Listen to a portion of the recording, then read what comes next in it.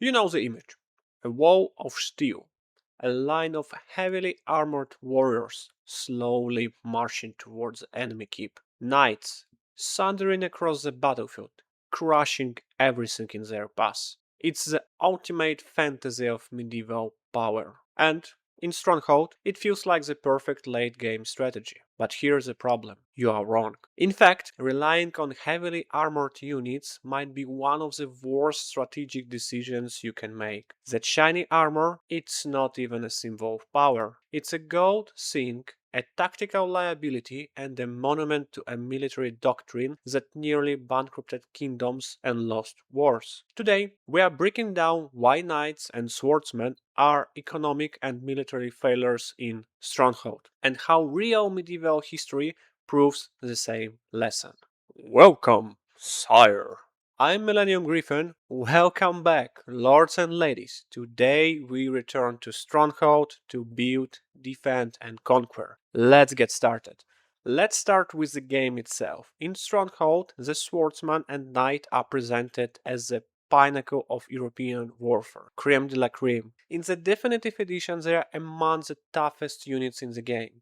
They can easily cut through weaker troops like spearmen and archers. At first glance, they seem like the perfect late game investment. But look closer. The economic cost of producing these units is enormous. For the price of one swordsman, you could recruit multiple archers or a full line of spearmen. And then there is the biggest problem: speed. Swordsmen are painfully slow. By the time your elite army finally reaches the enemy castle, several things may have already happened. Your economy gets raided, your army gets flanked, or your troops walk straight into pitch ditches and killing zones. Instead of unstoppable warriors, your expensive units become slow moving targets. Yes, they can absorb some arrows, but they are extremely vulnerable to crossbows, siege weapons, and massed cheap infantry. In other words, your most expensive troops become the enemy's favorite targets. And this is not just a gameplay quirk, it reflects a real historical problem. Let's talk about the true cost of a knight.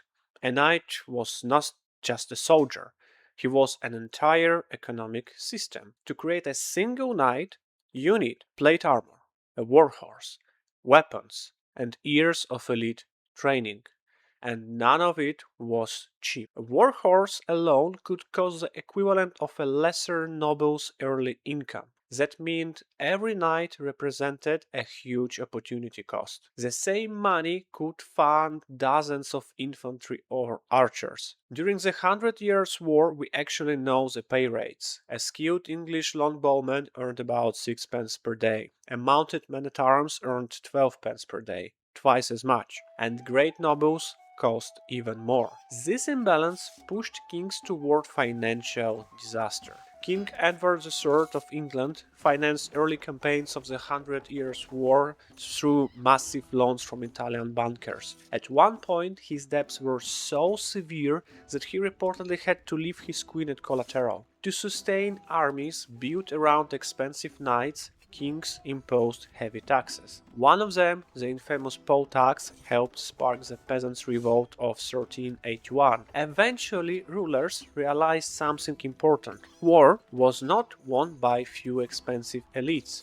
It was won by large, disciplined armies supported by a strong economy, which is exactly the decision you face in Stronghold. Every swordsman you recruit means less money for walls, towers, and ranged troops. You are making the same gamble medieval kings made, and history shows us how that usually ended. Now let's examine the Stronghold economy itself.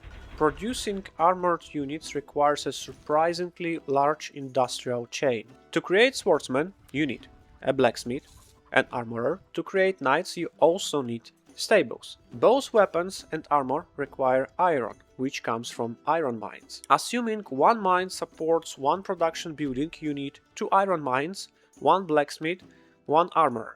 That's already 6 workers involved in production. And unlike food or wood production, iron supports almost nothing else in your economy except Weapons. You essentially creating an entire industrial branch just to produce 2 units. Let's look at the building costs.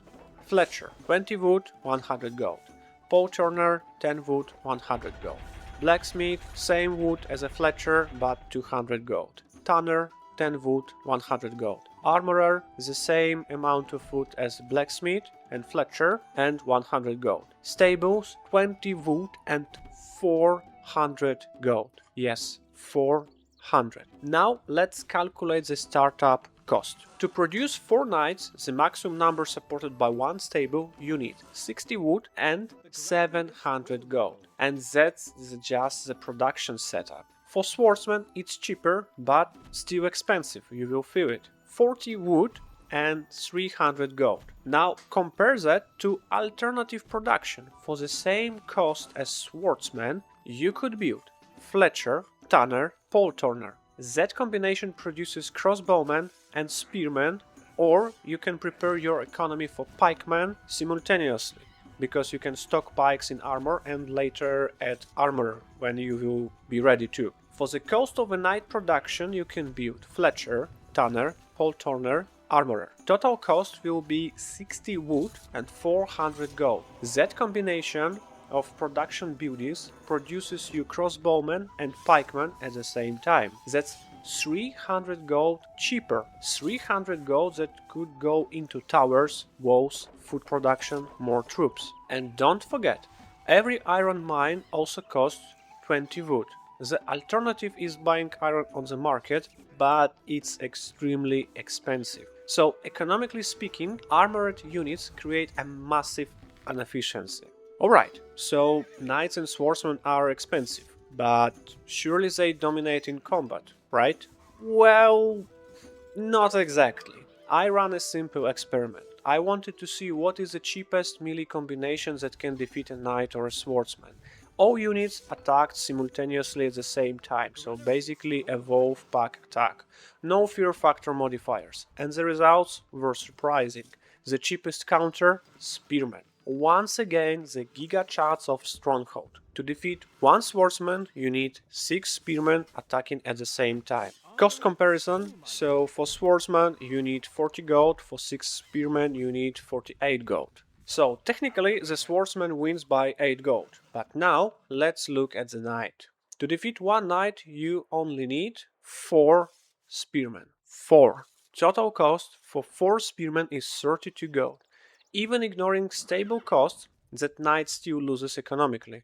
And unlike knights, spearmen are faster to produce, easier to replace, and much less painful to lose. Now let's talk about mobility. Swordsmen are extremely slow. They are excellent defensive tanks but terrible for rapid response. By the time they reach the battlefield, well, the fight might be already over. Knights are the opposite.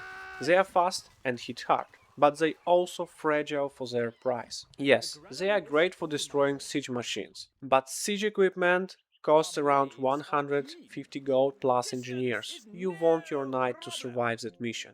But in reality, one mistake, one spear line, and your final product of 700 gold production chain just disappeared. And that's a very expensive mistake. Spearmen, on the other hand, they can do the same job, and if they die, well, you can simply recruit more. I know, here I'm slightly unfair towards this plate unit, so well, I need to add some side note. I'm not against the swordsman, and in my opinion swordsman is okay unit. Maybe it's not the best, but you can have some good situations where swordsmen will prove you that they are elite, especially in defense. So if you will have a huge swarm of enemies that will come from one direction and you can block this one direction with your swordsman, it's fine. They will do the job and you will be satisfied. You will not need a lot of microcontrol as you need to have with the knight,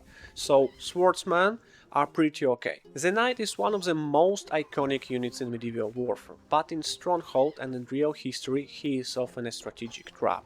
An expensive symbol of power that hides massive weaknesses. So next time you play Stronghold, resist the temptation. Think like a real medieval ruler. Think like a king trying to avoid bankruptcy. Now, I want to hear from you. What do you think is the most overrated unit in Stronghold? And what's your favorite strategy for building a powerful economy? Let me know down in the comments. So, the story of the night is a warning. In both history and strategy games, appearances can be deceptive. The unit that looks the strongest often hides the biggest weaknesses. The decline of the knight was not just a military shift. It was the collapse of an economic model built on the belief that expensive elites could beat scalable armies, and history proved otherwise. So save your gold and leave that shiny armor on the scrap heap of history, where it belongs. Thank you so much for today, lords and ladies. Millennium Griffin out.